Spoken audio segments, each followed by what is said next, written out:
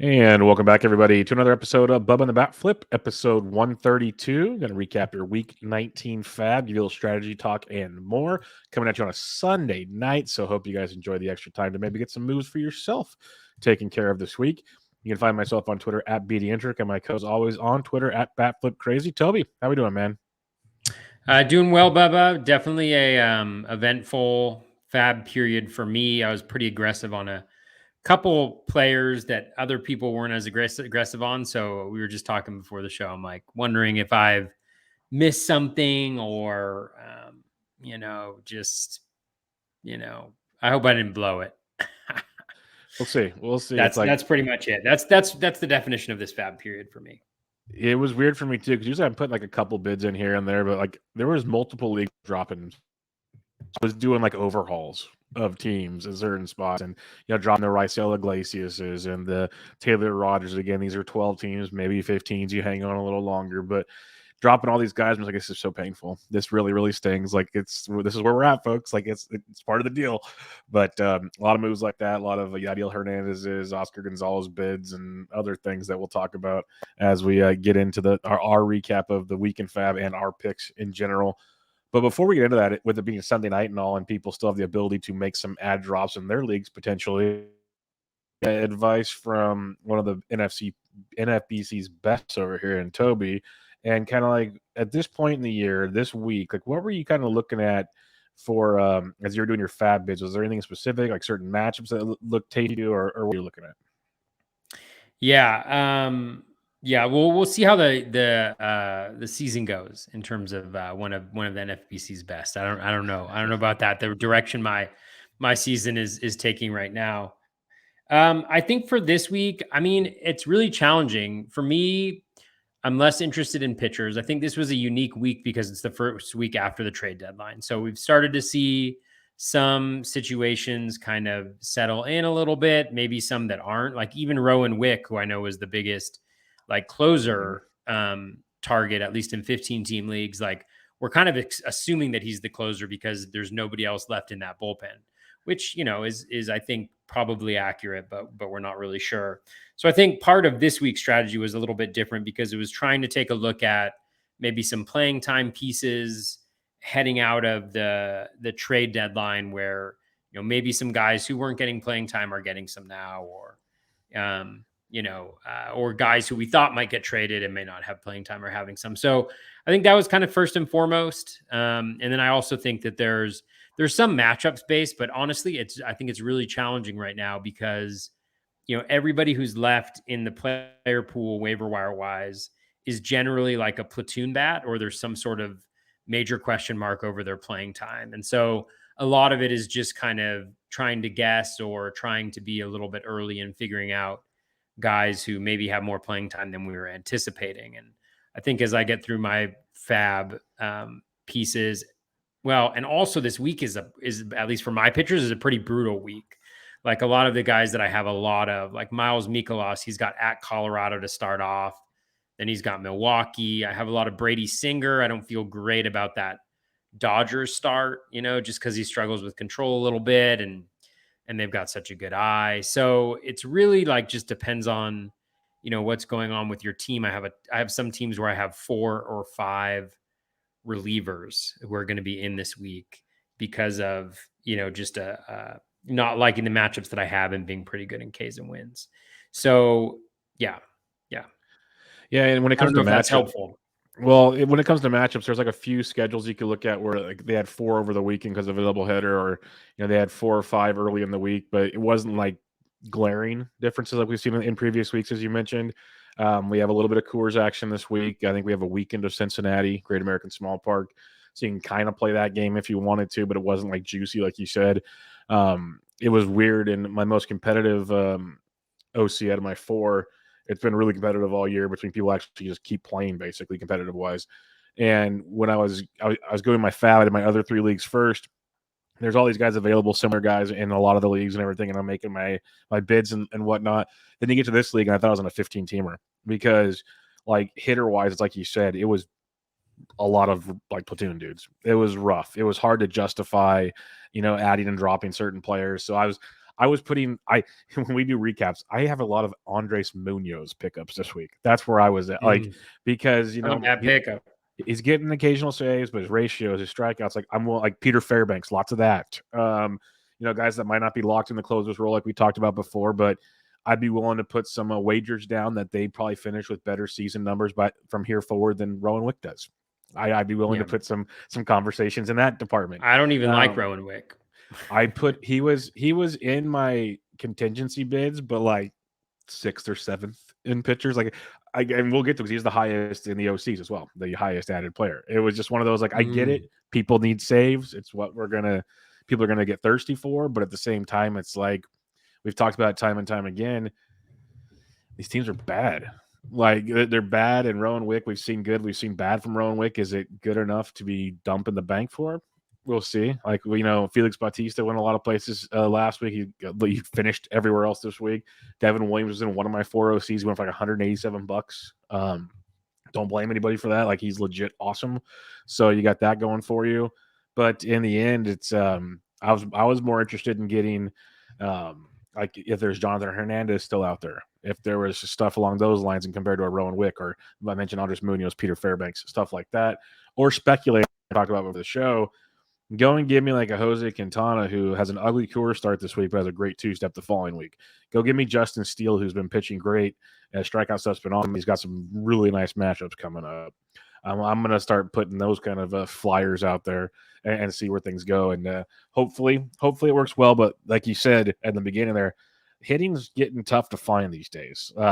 When Nicky Lopez looks attractive because he's stealing a lot of bags and playing every day, that gets tricky. When Yadiel Hernandez is back towards the top of your list of things to do, kind of tells you where things are going. So, we'll have to kind of wait and see. But hopefully you guys if you have any questions, let us know. If you're watching, jump in the chat. If not, send us a message and we can kind of help you out through there. But it's going to be a fun week for sure. All right. Let's recap. As usual, we use the OCs at drops for the week at the NFBC 12-team leagues. And as I mentioned, your top guy in 132 leagues, as high as $105. Rowan Wick checks the boxes there. Like you said, cupboard's bare in Chicago. So it looks like it's Wick's job to lose. He got a win on Saturday. Still, overall numbers aren't too great, but he has not given up a run since July 9th, if you want to try to look at the positive of this one. Don't tell me that. That makes me feel like just one of those regression games is coming soon. Most definitely. Yeah, I mean, I picked him up in a couple places in 15 teamers where I needed saves. I lost as I recounted. I finally felt like I was in a pretty good shape with closers. I had like Sarah Anthony Dominguez on a few teams. I had Lou Trevino on a couple teams, and then it all went sideways for the trade deadline. So I added him. I don't think Rowan Wick's good. I think he's bad. I don't think I don't think there's a lot of. I think you're just hoping. We've got 2 months left in the season, 8 weeks. I think at this point you're just hoping that he gets lucky. He does have a 380 BABIP against, so he's got that going for him. But, you look back, his career whip is 1.45. He has been able to maintain a decent ERA at 3.77 over a strikeout per inning. But like the swinging strike isn't good for a reliever, 10.4% this year. K- walk is abysmal at 11.1% for a reliever. The O swing at 33.1% is at least a little bit nice because it keeps that walk rate from being in the stratosphere, but it normally is in the stratosphere for him. 10.4%, for his career. In zone contact isn't much better either. So there's not a lot going for him. He's probably not going to get a lot of opportunities on the Cubs, but if it's tight in saves and you need saves, you roll the dice with Rowan Wick. As you'll be able to tell when we go through this, people are tight on saves because the top 4 added players are all potential closers, and 5 of the top 7, or 5 of the top 7 are potential closers. So people are searching high and low right now. And the next one up, we talked about him a lot last week, is Felix Bautista. Picked up in 105 leagues as high as 317. Like I said, we talked about him a ton last week.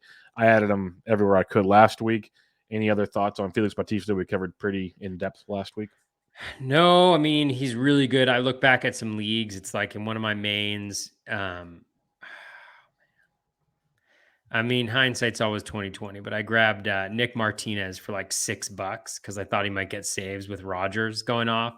Mhm. And Bautista went for $3, and it's just like a week later, it's just so different. But I think the thing with Bautista for me, I mean, he's been absolutely dominant. We talked about it last week. 27.2% K minus walk rate, 15% swinging strike, 77% in zone. I mean, he's absolutely dominant. The one thing that I'd say, gives me like a little bit of pause, is he does have a 222 BABIP and a 92% strand rate. So whether he can hold those or he can keep that up for the next 8 weeks, I'm not sure. But I would much rather have Felix Bautista than I would Rowan Wick for sure. Yeah, we'll see how it goes. Baltimore's at least winning some baseball games these days, so that'll keep it interesting as well. But it's scary because I think his first outing after the trade did not go normal for Felix Bautista. He had a run or two, I think he blew a save, but he's been pretty darn good since then. So business as usual for Bautista. The next one's going to have some people stressing out quite a bit, but that's what you get when you add Ian Kennedy in 97 leagues, as high as $81. He picked up a couple saves and got the loss on Saturday, got a save on Friday, save earlier in the week. And then Mark Melancon got the save on Sunday night. And they've already come out and said that it's a committee. Like the manager flat said, we are in a committee. So Kennedy got a couple. Melancon got the one on Sunday. Just know you're going to play him, and there's going to be good weeks. There's going to be bad weeks. Probably more bad than good when it comes to Ian Kennedy. But we've done this dance with Ian Kennedy before, Toby. We have, and I'm doing it again, Bubba. Yep. No holds barred. Just going for it. I picked him up in a few places. The one thing I'll say about him, he has been a lot better recently. He's on the season 3.22 ERA and 1.27 WHIP, which isn't going to destroy you. 34 strikeouts in 36 innings, so not great there. Relatively low BABIP, but he's historically had a pretty low BABIP as well. 12.9% K minus walk, 9.2% swinging strike. So, again, nothing great. In the zone, he's right on league average. If you take a look at his last 15, I think they're better. At least I'm not sure I looked this week, but when I was looking at him last week, it was better. I'm just going to get it up here quickly. Yeah, it's a little bit better. In zone is slightly worse than league average. His K rate is up to 28.3%, and 9.4% over his last 15, 10.8% swinging strike. So he's doing fine. He's not spectacular. He's very Rowan Wickish. He's better than Melancon.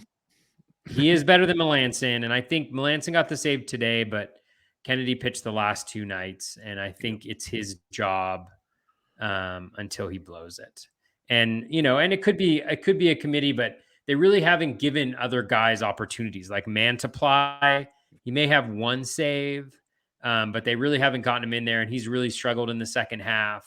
Melancon's just been god awful, and so I'm feeling pretty good about Kennedy there, at least having access to saves. And that's the thing with a lot of these pickups, honestly, is it's like you're just hoping that you're looking at your box score and it's bottom of the 8th and it flips over to the top of the 9th. And you're hoping that the pitcher that shows up, if you're watching the screen running out of the bullpen or on your little phone, you're just hoping it's that guy, right? That's what you're hoping, is to get the chance. And if you get the chance, you're just hoping you get lucky and they can string together a few good outings. That's all I'm hoping for. Yeah, that's where we're at right now. There's nothing wrong with that at all. That's just the way this part of the season works, is we're just hoping that it sticks, because most teams that traded away their closers are bad teams to begin with. So you're hoping for the best in those scenarios. So yeah, we couldn't all get Devin Williams. He wasn't available in very many leagues this week. So that's just kind of how the cookie crumbles. The fourth closer in a row here, Jonathan Hernandez, added in 90 leagues, as high as $86. Talked about him a lot last week. I think you were in on him. He's got 2 saves so far. Strikeouts have picked up a bit in his last couple outings. It was good to see, because I mentioned last time out I was kind of nervous. He wasn't striking guys out, lots of ground balls. But, before he got hurt a couple of years ago, he had some good strikeout stuff, and it's maybe starting to come back as he's getting more comfortable on the mound.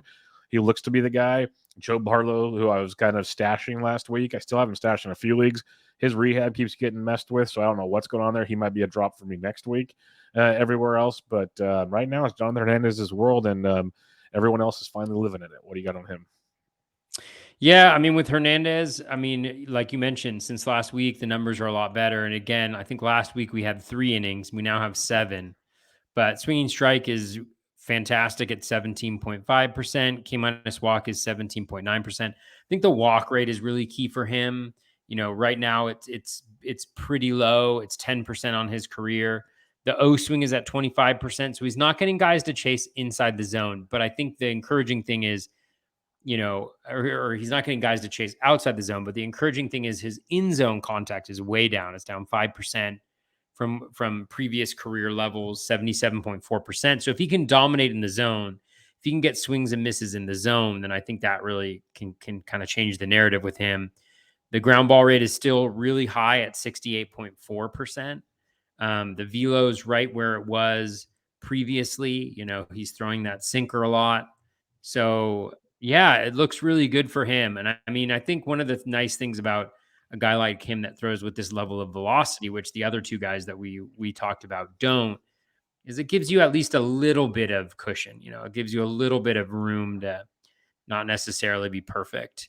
The changeup has been really good for him, which he's throwing slightly more than previously. 23.5% swinging strike rate, 37.5% O swing, in zone contact at 50%. I mean, he's got 2 pitches that have close to 25% swinging strike. Whether or not that will continue to happen, I'm not sure. But if he can be like he was in 2020, where he had 2 pitches that were 20% or higher, I still think he can be really, really good doing that. And I think they got pretty smart people in Texas too. We've seen some pitchers take, a next step like John Gray there. So hopefully they can help him Yeah, be the best version of himself. I'm hoping so. I jumped back on board after we talked last week and watching I saw what I needed to see this week. What all the things I was concerned about last week, I saw. So he was definitely in bids higher than what Rowan Wick for me going forward. Still, there's concerns as Texas. How many games they're going to win? That's a concern. But it seems like it's the old adage sometimes. What the bad teams, when they win, it's going to be a close game probably. So you got that going for you because they're not that good. That was my old mantra for years with the Royals. It's like my last closer is always going to be the Royals closers. Give me him. They're still going to win like 50-6, and they're going to be close. Let's get shot and see what happens. So we'll see how it goes in Texas. The next player, I added in a lot of leagues. We'll get to that later. But Jose Quintana added in 88 leagues, as high as $57. I did not $57 on Quintana. Made his Cardinals debut this past week. 6 innings, 1 earned, 7 Ks against the Cubs. He's only given up 1 run in his last 3 starts. Very effective this year. 3.39 ERA, 3.73 xFIP. Even his strikeouts are better than I thought. 21.2%. K to walk's not ideal by any means, but Quintana's very serviceable, and especially going to the NL Central, pitching in St. Louis. And we talked about it before the show. He's got Colorado in Coors this week, which is not great. The following week is pretty nice, though. So I like Quintana. What do you got on him? Yeah, I like him a lot. I've picked him up in a couple 15-teamers where he was on the wire over the last month or two. And I've been really pleased. Yeah, he got the ideal scenario, where he goes to what has been a pitcher's park. He goes to the best infield defense in all of baseball with the Cardinals. He doesn't have a huge ground ball rate at 45%, but slightly above league average. So that'll help him a lot. And he also gets to play against the NL Central. I mean, the NL Central is garbage right now. I mean, you got the Reds, you got the Pirates, you got the Cubs. I mean, the Cubs, their lineup's okay, but in the grand scheme of things, it's not that tough. I mean, even the Brewers. I mean, the Brewers lineup is not something that necessarily frightens you. So, really nice move for him. I think the key, the BABIP has been extraordinarily high over the last 2 or 3 seasons, really. 326, 360, 378. Some of them were partial, but, getting hit hard. That's kind of back down to where it is normally with his career, 297.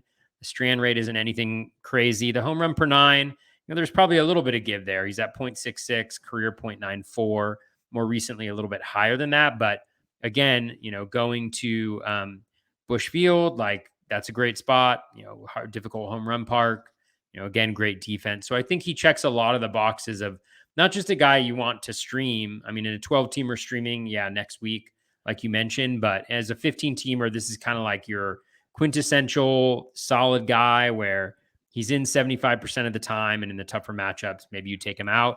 Now that he's on the Cardinals, I don't know if that's necessarily the case. You're not starting him at Coors, but in a lot of scenarios, I can see you starting him in a lot of places. And he's been good against like the Dodgers and the Yankees. I think he had a good outing too, so he can pull it off.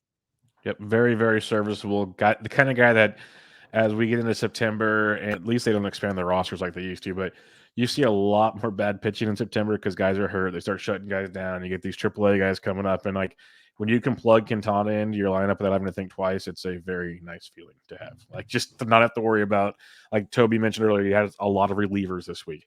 It's nice when you can just go, I'm going to play Quintana this week. I don't have to worry about that kind of stuff. So he's one of those players, not flashy, not sexy, but really solid guy to put on your roster and not have to worry about a whole lot. Oscar Gonzalez of the Cleveland Guardians, outfielder, added in 78 leagues, as high as $88, returned from the IL this past week. He's hit safely in all 5 games since he's been brought back, barreling the ball over 15% of the time, hard hit rate around 54% of the time. He was swinging it really well, like pretty well. I'll say pretty well. Before he got hurt, he was very serviceable, and now he's back, and he's looking like he's picking up where he left off. Franmil's gone. He's DFA'd. That's Oscar's job. He's hitting 5th more often than not in that lineup. I think, especially in 15s, he's a pretty solid add in 12s. We talk about it week in and week out. There's always like a group of outfielders that get added in 12s that you can bring them, you stream them, drop them, stream them, drop them. Oscar at least looks like he might have some viability for most of the season. What do you think about Oscar Gonzalez? Yeah, for sure. Deeper leagues, definitely. I mean, 12-teamers, he's really kind of a matchup, streamer type of guy, and this week is fine. I mean, he's got at Detroit, so he's got some good pitching matchups, but only 6 games. And then he's got, Toronto, although he's got Kikuchi and White on the weekend. So, not bad at all. Like you mentioned, I mean, batting average wise, really solid. The one concern is the plate discipline, 45.4% O swing. His walk rate is a minuscule 3.4%. I think it's been like 12 games since he walked, something like that. Ground ball rate is high at 55%, limiting the power a little bit. And I think that's going to be the real key for him. He's not giving you any speed. He's going to give you some decent batting average. He has so far 349 BABIP, but like with the pretty high, relatively high contact rate, at least for a guy who's supposed to have a little bit of power, that's good.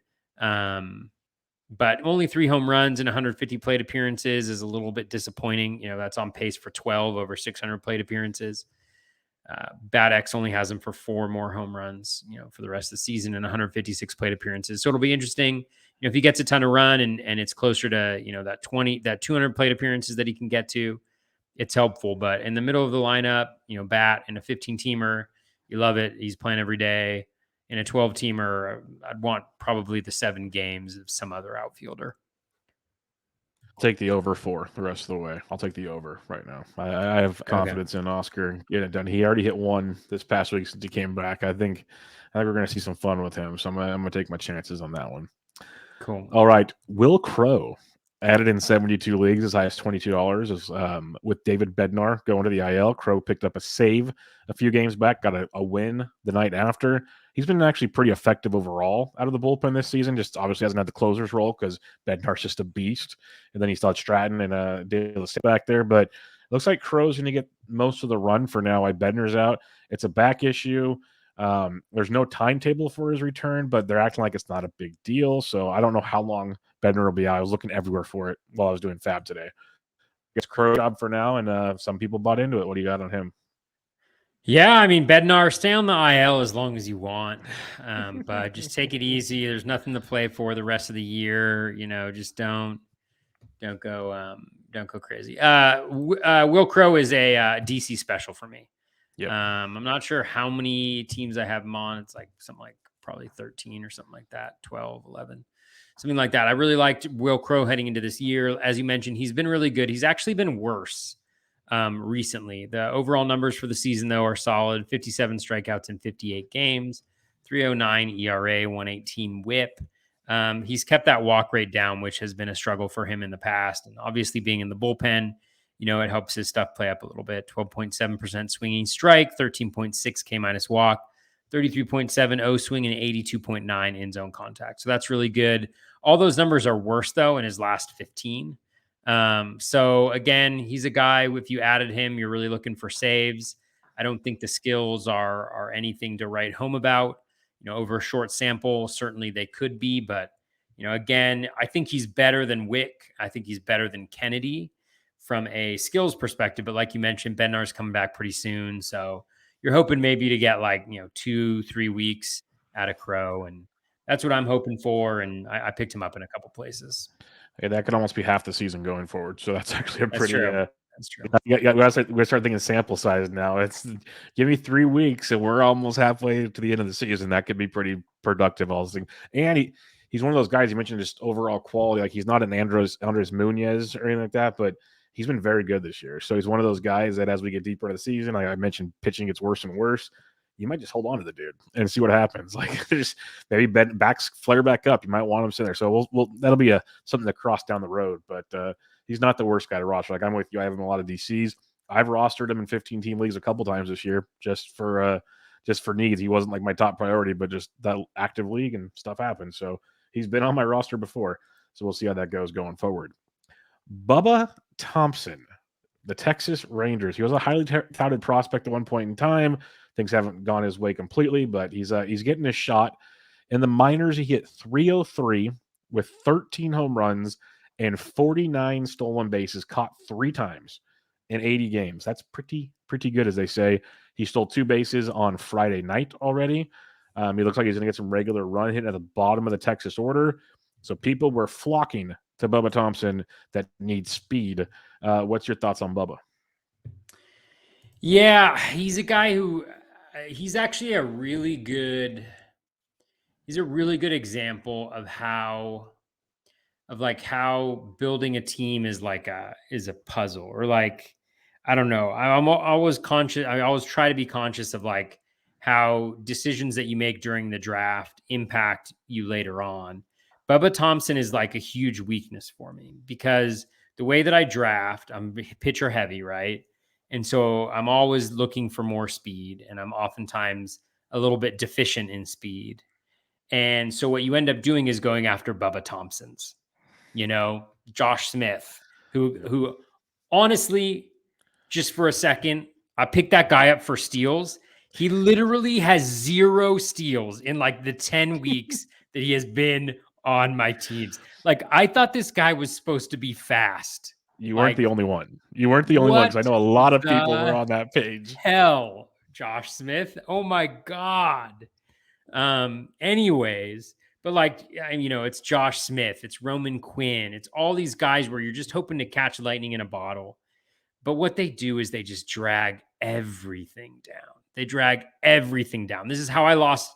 One of the ways I lost Barf. When I say that, I don't mean hey, we're tied for third. We're tied for third right now. So no. Last year I was in first. This year, I was like, you haven't lost anything yet. Sammy's running away with it, but it's not over. I think it was last year. I was in first place for a lot of it, and then my team faded down the stretch, and it was because I became obsessed with steals, and so I had all these guys that don't do anything, right? Who hit at the back of the lineup, who you're just hoping their OBPs are sub 3. You're just hoping they get on base with an opportunity to steal. And it never happens. It almost never happens, right? And so that's what Bubba Thompson is. So I tried to stay away from him because they've dragged my teams down enough. But this is all just a long-winded way of saying, when you go pitcher heavy like that, one of the things you don't think about at the time when you're drafting is just that later on, the reason why you have that weakness is because you drafted like that. And because you're always looking for those guys to help you, especially in an overall where you're like, oh my God, I'm really good at a lot of things, but I'm not good at speed. How do I make this up? And you fail. So I was not that interested in Bubba Thompson. He seems like that guy. The hardest ball he's hit out of 9 is 96 miles per hour. Will he get run? Maybe when Cole Calhoun comes back, will he be gone? Probably. Is he going to play himself out of the job? 85% chance. Is he worth $7 or whatever it is that you probably paid for him? Maybe, but I'd rather have him on my bench and see if I can kind of catch gold that way, especially against Houston pitchers. Houston pitchers are just going to destroy him. Yeah. So anyways, that's my cynical look at Bubba Thompson. And I just want to point out, Bubba, there's a lot of things I don't like about Bubba Thompson. There's one thing I love about Bubba Thompson. His name. And that's his first name. Yeah. Thank you. Thank you. You're welcome. I've already gotten Mr. Bloomfield already attached me to Vlad Sedler's tweet about he picked up Bubba in like every league is like something like I'm relying on Bubba, and then the guild's comment on something similar. So then Ryan tagged me. He's like, it's all up to you, Bubba, no pressure. And I'm like, oh, great. Yep, great. You want me for speed. Gotcha. But similar to that vein, before we go to the next guy, just like doing a lot of my research over the weekend, I just wanted to point out, like, if you are looking for steals, and when you said this happened to you last year with steals, I remember we talked about it when, like, in the off season, so that I wanted to improve on what crushed a lot of my teams late that I was doing well in. I was chasing wins and strikeouts. Like, there's certain, because I did not go as pitcher heavy. It's like the balance, the puzzle, like you said, of putting it all together. And sometimes injuries happen. Sometimes injuries happen that screw up the whole puzzle. Like, it was a good puzzle, and then your 2-year-old comes in and eats some of the pieces, and now you can't even put the puzzle together or something. Like, things happen. Take that kid to the doctor. Yeah, real quick, because that can get ugly. But what I was going to say is, if you're looking for steals and you want someone that you might have a little better track record with, and he's available in a ton of leagues, because we're not going to talk about him tonight, but I noticed in a lot of waiver wires, Nicky Lopez is starting to run and play again. Just going to throw it out there to you. He's like not last year, huh? Not sexy at all, but since August 1st, he's already got 4 steals. He's hitting 294. He's playing every game, and he's got all kinds of flexibility. So I'm just throwing it out there. If you're looking for steals, I'd rather trust Nicky Lopez than Bubba Thompson is what I'm trying to say. So there are guys out there that at least have some track record. It's never sexy. It's always stressful. Kind of what Toby was saying, but I just want to throw that name out there. He's starting to do his Nicky Lopez thing again after basically not doing it all year and everybody just shunning him. It's happening again. So keep an eye on that one. Hey, Bubba, what you pointed out about the puzzle pieces being eaten, that actually reminds me of something. There is a Curious George story. In the original Curious George stories, there's like an anthology. And in one of them, he eats a puzzle piece. And it's a really good... Curious George is one of the worst written anythings I've ever seen in my life. And the reason why is because there's no like cause and effect at all. There's just like this winding road that he goes on. So he like eats a puzzle piece and his stomach hurts and he goes to the doctor and he's there and there's a lot of other people who are hurt. And then he meets some boy who like hurt his leg. And then he like, gets in the wheelchair that the kid's using, and then he rides the wheelchair, and then he knocks over the mayor and the other people that were touring the facility. And after he does that, they're like, oh my God, George, you're in trouble. But then George makes like faces, and then all the kids who are in the hospital start laughing and they're having a great time. And then they're like, George, we're going to give you the keys to the city. And you're at the end and you're just wondering, like, where's the puzzle piece? Dude he ate a puzzle piece. And you're like, oh, we're going to, no. I forgot a part. They go into surgery and they give him like the medicine that knocks you out. And it's just like, it's just anyways. I feel like a little bit of a tangent, but man, Curious George. It's kind of like those shows that are like, true crime. And like everything's leading towards one person. And then in the last 2 minutes, they're like, oh, but we just found this new clue and that's totally wrong. It's this person. And then they end it. And you're just like, what was the point of all this other stuff that happened? Oh, I love it. And if it makes anybody feel better that hasn't read kids books yet, there's a lot of books like Curious George. You're reading them going, where are we going with this right now? Like, what are we doing? Mind-boggling. Kids love them. All right. Sheryl Crow, Long and Winding Road. There you go. We're coming full circle here. I love this. Will Crow, Sheryl Crow. We got it all going on here. Oh, man. Every day is a winding road. That's how it goes. Every day. Yeah. Bubba Thompson will make it a winding road for you. That's for sure. For sure. I've been listening to a lot of 90s music recently, Bubba. Like 90s hits. And it is just a trip down memory lane. Nostalgia. A bunch of nostalgia. You remember all the lyrics. Yep. It's a lot of fun. Maybe we should have a podcast where we me and you just sing to 90s music while we read Curious George. Be our most listened to episode. I guarantee you. Speaking of 90s music, past weekend, I did not go, but I had friends go to watch Garbage And I'm just like, oh my goodness, like my young self of that. It's terrifying Totally. who's on tour right now. But yeah, pretty That's so crazy. funny. I got my hair cut today, and I was telling the hairdresser that that I was listening to 90s music, and she said, I love Garbage. She said that was like my There favorite you go. band, you know? So that's 2 times in a single day. You've Garbage heard has of them, come into Garbage. my If I haven't life. heard of them in Yeah. like years, twice today. You're welcome. We're All not right, even talking about who's the coming NL back? Central either. No, but we are Crazy. talking about Yusei Kikuchi. So again, coming full circle. Oh, Jesus. Added in People are 66 still leagues. adding Yusei Kikuchi on their team. Holy Must be. It's a cow. two-step week. It's a two-step week. This is what people do.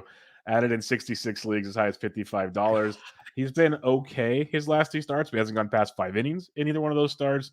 It's been ugly, is what I would say. So I get the 2 steps. I was not playing that game. What about you? Bubba, the year is 2032. Yusei Kikuchi has a great looking 2-step coming up, and people are still adding him to his team. Yeah. Like, He what did is he this get? last What is he time. supposed to do for you? Remember Let's last take a time his look. 2-step was at Oakland and he got blown up? Yeah, I remember that very clearly. I mean, he's awful. The lowest whip he's had in a full season is 1.3. The lowest ERA he's had in a full season is 4.41. It's not going to work out well for you guys. All right. I'm sorry. It may work for a few starts in a row, but he's not there. He's not there, guys. Yeah, it's scary. So Not even going to Godspeed. throw any numbers at you. It's Yep. just, it's like Nick Pivetta. You know, I was really into Nick Pivetta. I got Nick Pivetta everywhere. I'm dropping him this week. I just Yep. can't do it anymore. Did the Even though same thing. he's got the same 2-step that Kikuchi has next week. Although he's got at Pitt and then he's got Cleveland. And I'm just like, he couldn't do it against KC. He couldn't do it against KC. It's ugly. I'm with you. 100% with you on that Disgusting. Yeah. one. Next up, we're talking about another Bubba Thompson type, but minus the powers. Jake McCarthy picked up in 60 leagues as high as $39 since the 22nd, about 2 weeks of action. He's got 3 stolen bases and 3 doubles while he's hitting 286. That's all I can say. I mean, this is in 15 teamers. I was all over him last week. In 12 teamers, he was on one of my bid lists. This is the one schedule where I was just like drooling. I mean, the Diamondbacks have 7 games, 3 at Coors, and then 4 at home against the Pirates. I mean, and it's all right-handers. So I got Alec Thomas for $1 in a 12-teamer. He was available. He's like a $28 player this week. Like McCarthy's Thomas. like a $16 player this week. I think these are the ones that you can exploit. The challenge is in 15 teamers. He's pretty much already gone. Yeah, universally McCarthy. But yeah, I mean, I really liked him this week, even in a 12 teamer. I think I'd much rather have him than Oscar Gonzalez is one example. No offense to you. I know you grab Oscar Gonzalez. I think he's good, but you know, McCarthy is like, you know, I think this is like the type of the schedule that you can take advantage of. No, 100%. If you're playing the schedule game, this is a great one. Like I have Alec Thomas everywhere already. I've been rolling him all year because he's just quietly just getting the job done. He's not crushing it, but his average is great. Little power, little speed. He's not hurting you at all, really.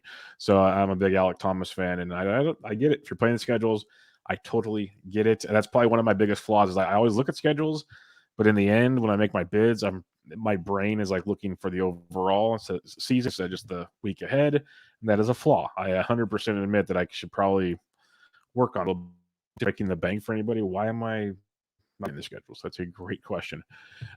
Here's one you can take, though, that I like for the rest of the season. But if you look at his recent production, is Nick Gordon.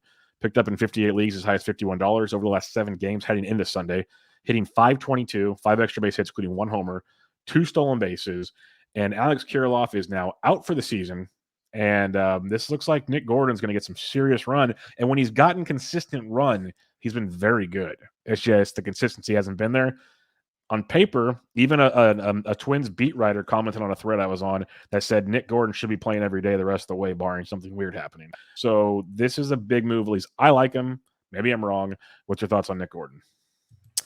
Yeah, he's one of these tough ones where I don't end up getting him I actually had him for a while in a few other leagues, and he just wasn't getting the playing time, so dropped him before the Kirilloff injury. But like this week, it's like it's hard to play him.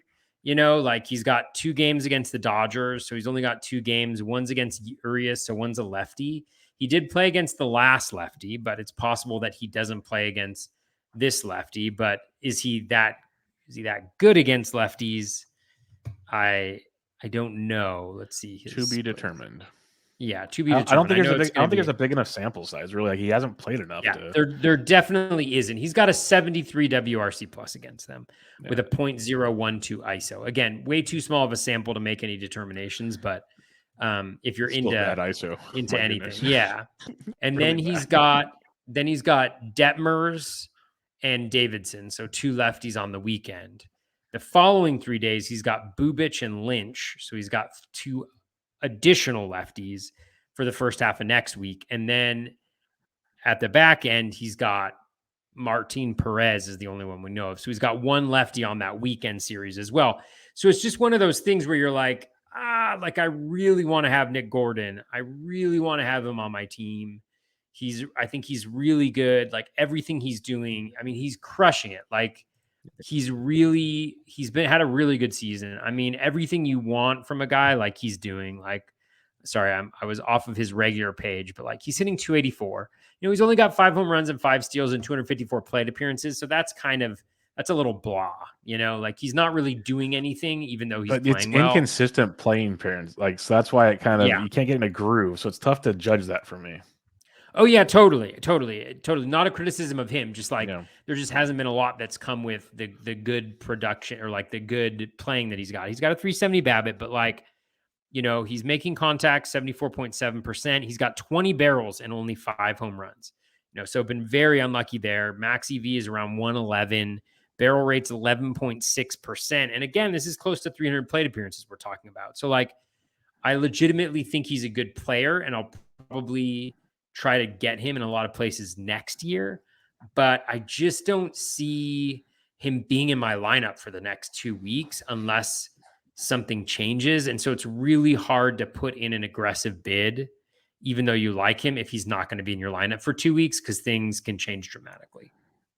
And that's why Toby's a very good ball player, a very good fantasy ball player. Well, so, I also miss out sometimes, like all these guys. Yeah, we'll see. If he starts playing versus lefties, I'm going to be very excited about this. But there's a lot of what ifs at this point in time, so I'll have to kind of see how that one plays out. But another guy, if you're looking for speed, I kind of like him over Bubba Thompson. So it's one of those scenarios when we're kind of going full circle on all these ad drops. Speaking of ad drops, Toby, let's review our week in FAAB. So why don't you pull up your old sheet there and let's rock and roll. There was a lot of moves, ladies and gentlemen. A lot of moves this week. I don't know if everybody's ready for this. Holy cow. All right. Added Elahuris Montero, dropped Matt Vierling. Vierling's only hitting against lefties with Brandon Marsh there, which is really sad, honestly, because Vierling was starting to put it together. He had a 3-run homer in his one start over the weekend. Just a little bit of a bummer. Bid of $33, runner-up of 22. I was a little confused. I got Montero everywhere. Like, I was into him, but I didn't see anybody talking about him. He's played the last 6 games for the Rockies, DHing. They're heading to Coors for 11 of their next 14 games. I don't see who's going to take playing time away from him necessarily.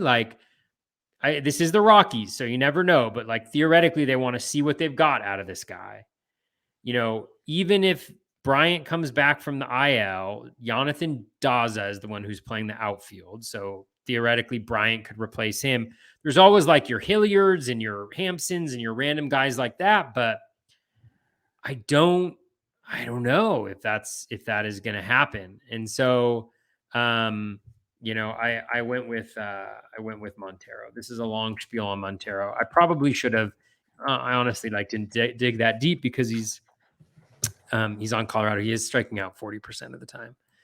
That would have been nice to know before I put those bids in him. But he does have 4 barrels, 13.3% barrel rate. I love your reviews lately because it's so great. So great. I love them.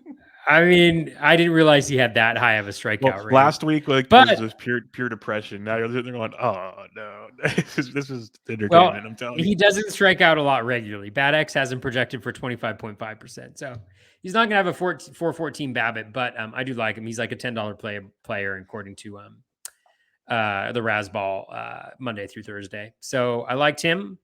Let me get this thing again. Lars Nootbaar, $23 bid, backup of 5, dropping Bobby Dahlbeck. Nootbaar is another one that was a little confusing to me because I didn't hear that many people talking about him.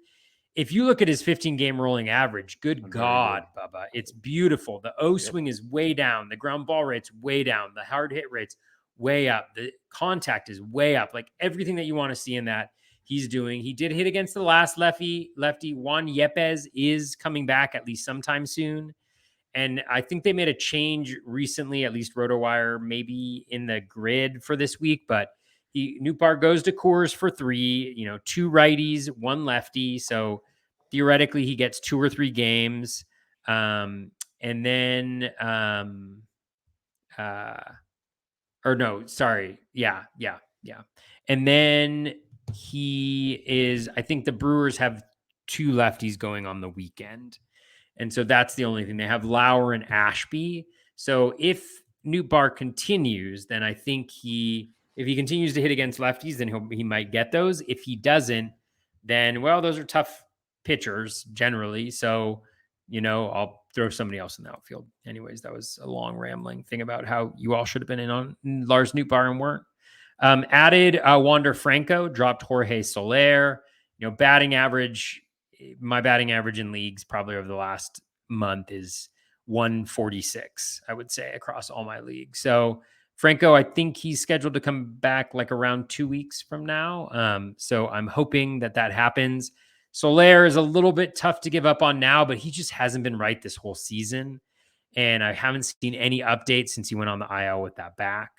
And so, yeah, that I think is what is going on. Bubba, did you just disappear? Did you? Are you there? Oh, my mic went out? Oh, my God.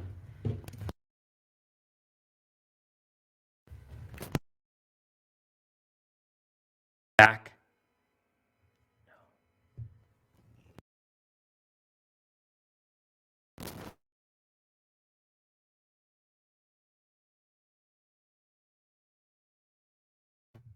Bubba, can you hear me? Can you hear me now? Nothing.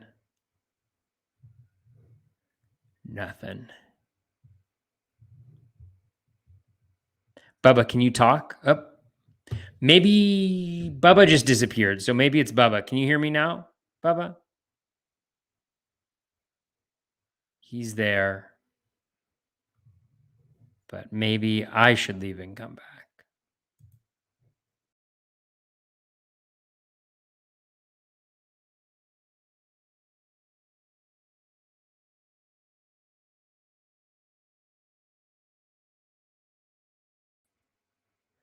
Hello, can you hear me, Bubba? Hello.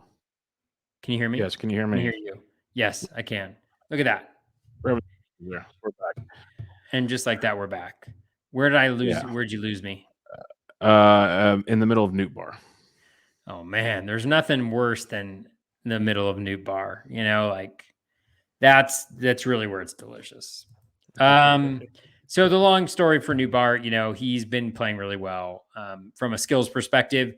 Not really showing up on the results as much, but that could turn around quickly. And he has been playing against lefties and righties, so maybe he plays against lefties this week. We shall see. Added Wander Franco, $12, dropped Jorge Soler. The Wander, I'm hoping he helps my batting average. Soler's tough to give up on, but it's just been a rough year. Added Jose Barrero. He's got 4 games. There are a little bit of tough matchups. I needed a middle infielder on this team. Dropped Jake Lamb. Added Ian Kennedy. Dropped Adrian Sampson. Added Will Crow. Dropped Dylan Floro. So that's league number 1. Sorry for all the bids that are going on here. Added Rowan Wick, $46, runner-up of 35. Dropped Nick Pavetta. Added Elahuris Montero, dropped Bobby Dahlbeck, bid of $34, runner-up of $9. Lars Nootbaar added $13, dropped Matt Vierling, $9 backup there. Can you still hear me, Bubba? Just checking. Yep, we're okay, good. Cool. Next, Elahuris. These are all 15-teamers. Elahuris Montero dropped Josh Smith, $29, runner-up of 22. Added Lars Nootbaar, dropped Matt Vierling, $19 bid, 7 runner-up. Added Evan Longoria, who's supposed to be activated tomorrow, dropped Bobby Dahlbeck, $4. Added Eric Swanson, dropped Lou Trevino. Very curious to see what happens with Eric Swanson. He's got 3 saves already. He's been absolutely brilliant. He got their last save. He had pitched 2 games in a row, so he didn't pitch today, and Sewell got it. But I'm curious to see if Swanson factors in a little bit more there with the saves, because he's been really great skills-wise. Added AJ Puck, dropped Nick Pivetta. Added Zach Jackson, dropped Nick Martinez. So just trying to strike it lucky with closers there. And also I need a ton of pitchers because my pitchers have really bad matchups. Next one, added Rowan Wick, $57, runner-up of 23, dropped Scott Efros. Elahuris Montero dropped Bobby Dahlbeck, $36, a backup bid of 3. Added Ian Kennedy, dropped Anthony Bass, bid of 26, runner-up of 21. Added Lars Nootbaar, dropped Trace Thompson, bid of 17, runner-up of 13. Added Eric Swanson, dropped Ross Stripling, bid of 4, backup of 1. Added Zach Jackson, $2, backup of 1, dropped Gavin Sheets. Now we go to an OC. This is a 12-teamer. Added Jonathan Hernandez, $27, backup of 3, dropped Lou Trevino. Added Aroldis Chapman, dropped Justin Turner, bid of 27, runner-up of 6. Added Elahuris Montero, bid of 3, dropped Ramon Urias, no backup bid, and then added Alec Thomas for $1, dropped Jonathan Scope. And then last one, because Barf will not have run yet, although it runs in 6 minutes. So Go change your bids quickly. Added Rowan Wick for $77. I don't even know what I was doing here. Runner-up of 2, dropped Jake Lamb. Added Elahuris Montero, dropped Joe Adele, bid of 33, runner-up of 2. Added Will Crow, dropped Chase Thompson, bid of 17, backup of 1. Added Eric Swanson, dropped Bobby Dahlbeck, bid of 7, 0 backup. I mean, honestly, like this is TGFBI, so I feel like I don't need that much money to like. Don't worry about that really one. Really be that competitive. Although it's a very competitive league. I'm in second right now, but yeah, those are all my teams. All right, kicking it off with my first of 4 OCs. Added Jose Quintana, dropped Ross Stripling 8-7. Added Derek Hall, dropped Hyesung Kim 6-3. Added Candelario, dropped Eric Hosmer 6-0. Added Nick Gordon, dropped JT Brubaker 6-3. Added Mitch White, dropped Lou Trevino 4-0. Added Andres Munoz, dropped Yeri De Los Santos 4-0. So a lot of little things there. Next OC, added Jose Quintana. Oh, no, that's that OC. Added Jose Quintana, dropped Taylor Rogers 7-3. Added Justin Steele, dropped Sir Anthony Dominguez 6-0. I like Steele a lot. I told Toby earlier. A decent matchup this week, and a nice 2-step the following week. He's been very effective of late, so I was pretty pumped on him. Added added Oscar Gonzalez, dropped Alex Kirilloff 5-0. Added Yadiel Hernandez, dropped Nick Senzel 5-0. Added Peter Fairbanks, dropped Pavetta 4-3. All right, next OC here. Added Justin Steele, dropped Ross Stripling 7-0. This is the OC that no one does any bidding on. But there's more bids this week, just not a lot of backups. Added Nicky Lopez, dropped Jonathan Cope 6-0. Added Tyler Naquin, dropped Alex Kirilloff 4-0. Added Mitch White, dropped Garrett Whitlock 3-0. Next OC, the final OC of the 4. Added, I did get Rowan Wick in one. Got Rowan Wick, dropped JT Brubaker 13-4. Added Nicky Lopez, dropped Derek Hosmer 9-3. Added Yadiel Hernandez, dropped Jonathan Scope 9-0. Added Andres Munoz, dropped Mark Melanson 7-0. OCQ. Added Edward Cabrera, dropped Garrett Whitlock 9-6. Added Jonathan Hernandez, dropped Taylor Rogers 9-0. Added Jose Quintana, dropped Rafael Iglesias 8-0. Added Yadiel Hernandez, dropped Nick Senzel. Added Oscar Gonzalez, dropped Cody Bellinger after he hit 2 home runs. That was fun, but I can't Cody Bellinger. I enjoy your 2 home runs. Especially your heart's not in it, No, can't do it. And then my other OCQ, added Jose Quintana, dropped Lou Trevino 12-8. Added Jonathan Hernandez, dropped Mark Melanson 12-12. Added Yadiel Hernandez, dropped Alex Kirilloff. Added Oscar Gonzalez, dropped Christopher Morel. Added Peter Fairbanks, dropped Taylor Rogers. Added Nicky Lopez, dropped Nick Pavetta. So, yeah, a lot of similar players. Barf, like you said, has not run yet. TGFBI, last one I got here.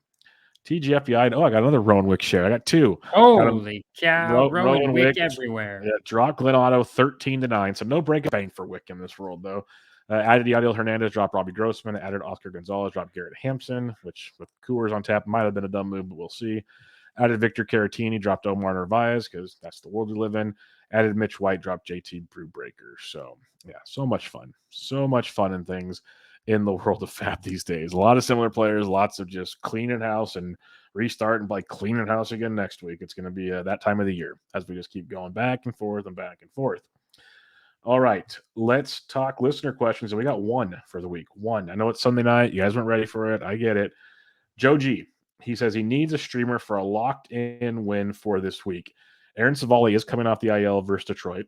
James Caprillion versus the Angels. Or Ryan Pepio versus Minnesota. I don't mind Savali. I actually had a lot of bids in on Savali. I didn't get him anywhere, but I think he's at least quasi-viable. What about you?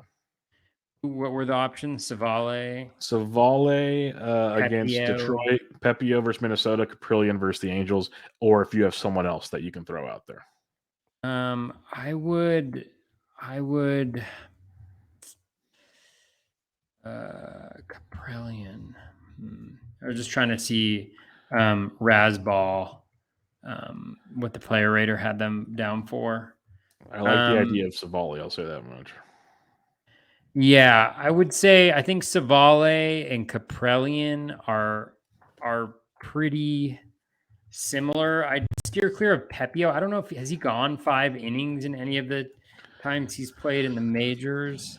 Let me see really quickly. Yeah, I'm pulling him up. I don't think so, honestly. 3, 4, 4.1, and then 5. 5 in his last start. Yeah, he did get a win, and he's pitched pretty well. So I guess it's just depends. And he is scheduled to pitch, I think. Yeah, against Minnesota. Yeah. Well, no, I don't have him on there. RotoWire has A. Jackson. I don't even know who that is. He's A. Jackson, obviously. A. Jackson. He's obviously A. Jackson. But yeah, I mean, I think Caprillion and Savale are pretty similar. I would probably lean towards Savale just because the win is more likely, although he's also coming off the IL, so you're just not sure how deep he's going to go. Other matchups. Let's take a look at the Miami Marlins. Yep, so we got Wheeler's going against him, Syndergaard, Gibson. So I'd take Gibson probably. For sure. We got Fried, Odorizzi, Anderson, and Strider. This was maybe pre-Anderson getting sent down. So maybe Odorizzi if he's available. I don't know what size league this is. The other team I would look at is the Pirates. You have Gallen, Henry, Bumgarner, Kelly, Rodon, Webb, and Woods. So maybe Mad Bum, but I'd say go to Washington and get Justin Steele. That's my 2 cents. I'm biased, but I don't like Washington at all. Justin Steele, no, totally. I mean, Keegan Thompson too. Yep, I like Keegan Thompson a lot. Yeah. Yeah. So and then, I mean, that's what I would do. I mean, those are the terrible offenses, really. Sammy Watkins, you mentioned, or it's not Sammy Watkins, Spencer Watkins. He's pitched decently recently. You doing fantasy football practice right now on me? Sammy Watkins. Maybe. Holy cow! Who drafts him? Yeah, I mean, Tampa Bay can be pretty bad sometimes offensively, so you could go Spencer Watkins right there. What I generally let me just see for Cleveland. Is it at Cleveland or is it at Detroit? They just don't strike out a ton. It's at Detroit. And then the other one that we were looking at is Caprillion. I might lean Caprillion because although he's up against Ohtani. That's tough. That's probably a no. That's going to be a no. At least Savali's up against Hutchinson. Yeah, I'd say Savali seems like a good enough bet. That's right. That's where I put my fag. But I'm a big Justin Steele fan. But I'm biased, like I said. I've dug in. I've been using him a lot in DFS lately. I've been watching the kind of progression he's making. He will have a blow up from time to time. It will happen, but overall, he's shown some very good development of late. And he's got Washington this week, Washington next week, and Milwaukee. Milwaukee could be tricky, but two-step next week, back-to-back Washington starts. I like my chances with Mr. Steele. All right, Toby, that'll wrap us up on a Sunday night. Any final thoughts as we head into another week of action? Yeah, one thing, Bubba. I think Barf has run since we Let's see what we got can here. see what happened. Dun, Bet you dun. $10 I got Lars Newtbar. I didn't bid on him, so you. Oh my god! Oh my Someone god! outbid you on him. No, but no runner up. Lars Newtbar dropped Trace Thompson $17, no runner up. Will Crow dropped Nick Pivetta $17, $7. Elihuris Montero adds $17. Dropped Yandy Diaz, nothing. Kevin Newman added for 7, dropped Schwindel, nothing. No back. $7 worth of backup bids on all that. I got Quintana, dropped $58. David Peterson 21-12. I got Raimel Tapia, dropped Robbie Grossman 16-0. That kind of stings, but Raimel's playing every day right now. Nick Gordon dropped AJ Pollock 12-1. So we'll see how that plays out. I can't do AJ Pollock anymore. I'll probably regret it. 15-teamer I was debate, but I just can't. He's just inconsistently bad. So yeah, fun fab and barf as usual. Sammy Reed got Ian Kennedy. That should make everybody feel better. He's running away with this league. Oh man, he's got that going for him. But he also added Juan Yepes, so he's going up against your Newt Bar. He's challenging you. Sammy, Newt Bar is going to get me to the top. He's going to get me to the top. Your Yepes is going to bring you down. Beautiful. Bring you down. All right. Any final thoughts for the week? Nope, not really. Just hope everything goes well. We're all just rolling the dice at this point. Yep. Just hope your guys stay healthy, don't get blown up, and you put some strong hitting days together. That's the best way I could say it.